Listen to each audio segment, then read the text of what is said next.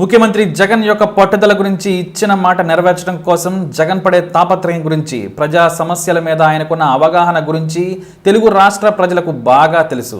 అందుకే అందరూ ఆయన్ని ఒక హీరోగా చూస్తారు. ఇప్పుడు దేశం మొత్తం కూడా జగన్ హీరోగా చూస్తుంది. దానికి కారణం న్యాయ వ్యవస్థలో పక్షపాతంగా తీర్పులు వస్తున్నాయని తెలిసి వెంటనే బహిరంగంగా వాటిపై విమర్శలు చేస్తూ లేఖ రాయడం దేశంలో ప్రకంపనలు రేపింది.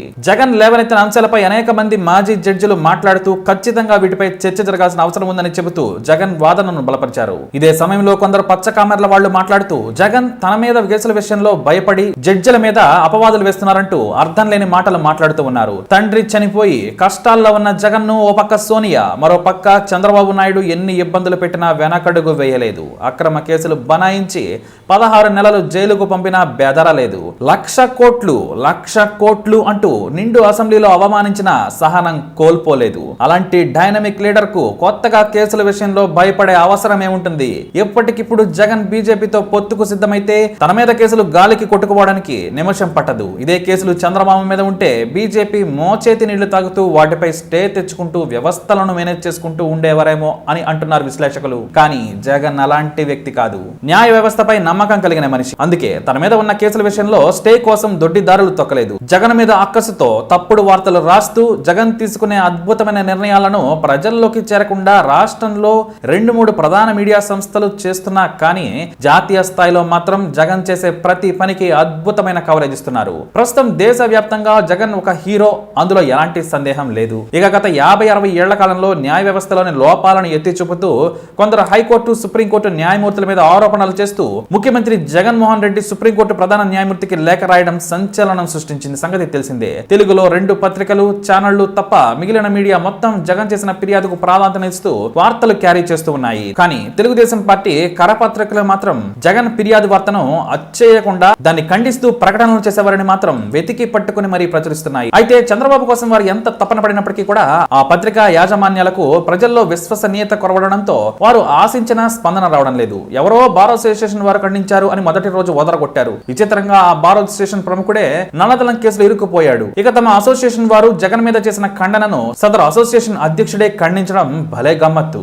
ఇక వారెవరో అక్షర జ్ఞానం సరిగా లేని విద్యార్థులు జగన్ తీరును ఖండించారంటూ కొన్ని జోకులు పేల్చారు. మొత్తానికి చంద్రబాబు ఎలాగైనా ఈ గండ నుంచి గట్టెక్కించాలనే కాంక్ష వారిలో అణువణువునా గోచరిస్తూ ఉన్నది. అందుకు భిన్నంగా మొదటి రోజు మౌనంగా ఉన్న కొందరు మేధావులు, హైకోర్టు, సుప్రీంకోర్టు మాజీ న్యాయమూర్తులు, ప్రసిద్ధ న్యాయవాదులు, ప్రముఖ ఆంగ్ల పత్రికలు జగన్ కు అనుకూలంగా గళాలు వినిపించడం ఒక గొప్ప విశేషంగా చెప్పాలి. ప్రతిరోజు కొందరు మాజీ న్యాయమూర్తులు స్పందిస్తున్నారు. న్యాయమూర్తులు చట్టాలకు అతీతులు కాదని, విచారణ జరిపించక తప్పదని స్పష్టం చేస్తున్నారు. జగన్మోహన్ రెడ్డి చేసిన దాంట్లో అపరాధం లేదని, న్యాయమూర్తులకు వ్యతిరేకంగా ఫిర్యాదులు చేయడం రాజ్యాంగ విరుద్ధం కాదని, కొండ బద్దల కొట్టడంతో ఎన్నాళ్లు దుర్భేద్యం అనుకున్న న్యాయ వ్యవస్థ ముసుగు తొలగడం ప్రారంభమైంది. ఒక ముఖ్యమంత్రి హోదాలో ఉన్న నేత నిర్భయంగా, నిర్మోహమాటంగా, అత్యంత శక్తివంతమైన నమ్ముతున్న న్యాయ వ్యవస్థ మీద నేరుగా ఫిర్యాదు లిఖిత పూర్వకంగా చేయడం అంటే అది మహాసాహసంగా అభివర్ణిస్తూ ఉన్నారు. బెంచ్ మీద కూర్చున్న న్యాయమూర్తులు ప్రజలు ఎన్నుకున్న ప్రభుత్వాల మీద, అధినేతల మీద పరుషమైన వ్యాఖ్యలు చేయడం తగదని న్యాయ వ్యవస్థ వైఖరిని తప్పుపడుతూ ఉన్నారు. జస్టిస్ గంగూలీ గాని, జస్టిస్ చంద్రకుమార్ గాని, ప్రశాంత్ భూషణ్ గాని వీరంతా జగన్మోహన్ రెడ్డి బంధువులు కారు.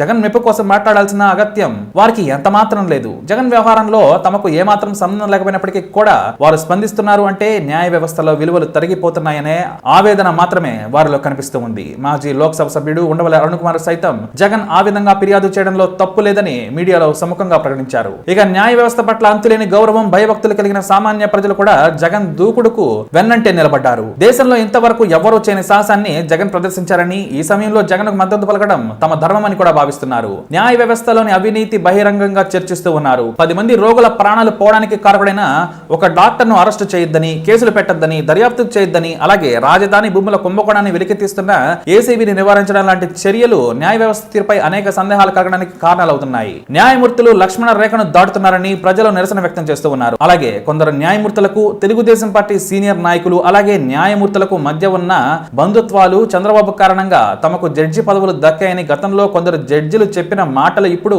జనబాహుళ్యంలో విస్తృతంగా చర్చించబడుతున్నాయి. కొందరు హైకోర్టు, సుప్రీంకోర్టు న్యాయమూర్తులకు చంద్రబాబుకు మధ్య ఉన్న రహస్య సంబంధాల మీద కూడా చర్చలు మొదలయ్యాయి. ప్రభుత్వం చేసే ప్రతి పనిని కోర్టులలో తమ పలుకుబడిని ఉపయోగించి చంద్రబాబు అడ్డుకుంటున్నారని, కొందరు న్యాయమూర్తులు చంద్రబాబుకు అనుకూలంగా వ్యవహరిస్తూ ప్రజలను ఎన్నుకున్న జగన్మోహన్ రెడ్డిని కావాలనే ఇబ్బందులు పెడుతున్నారనే ప్రజల్లో మెల్లగా అభిప్రాయాలు గూడు కట్టుకుంటూ ఉన్నాయి. జగన్ చేసిన ఫిర్యాదుపై సుప్రీంకోర్టు ప్రధాన న్యాయమూర్తి అంతర్గత విచారణ జరిపించే అవకాశాలు ఉన్నాయంటున్నారు కొందరు మాజీ న్యాయమూర్తులు. గతంలో ఇలాంటి ఉదంతాలు పెద్దగా చోటు చేసుకోపోయినప్పటికీ కూడా ఒక ప్రభుత్వాది నేత చేసిన ఆరోపణలను విచారించి సరిదిద్దకపోతే న్యాయ వ్యవస్థ విశ్వసనీయత మరింత దెబ్బతింటుందని మేధావులు నమ్ముతున్నారు. అలాగే న్యాయమూర్తులు చట్టాలకు అతీతులు కారని, రాజ్యాంగం వారికి ప్రత్యేక హక్కులు అధికారాలను ఇవ్వలేదని వారు గుర్తు చేస్తూ ఉన్నారు. ఇక ఇవాళ బెంచ్ మీద ఉన్న న్యాయమూర్తి పొరపాటున రేపు ఏదైనా నేరం చేసి దొరికిపోతే బోనులో నిలబడాల్సి వస్తుంది. మరి మన రాజ్యాంగం అంత పటిష్టంగా ఉన్నది. న్యాయమూర్తులు కూడా జీతాలు తీసుకుని పనిచేసేవారే కాబట్టి వారు విచారణలకు సిద్ధం కావాల్సిందే అంటున్నారు. ఏదేమైనప్పటికీ ముఖ్యమంత్రి జగన్మోహన్ రెడ్డికి దేశం నలుమూలల నుంచి మద్దతు పెరుగుతుందన్న మాట వాస్తవం. మరి తర్వాత ఏం జరుగుతుంది అన్నది మాత్రం వేచి చూడాలి. మరి మీరేమంటారో కూడా మీ అభిప్రాయాన్ని కమెంట్ ద్వారా తెలియజేయండి.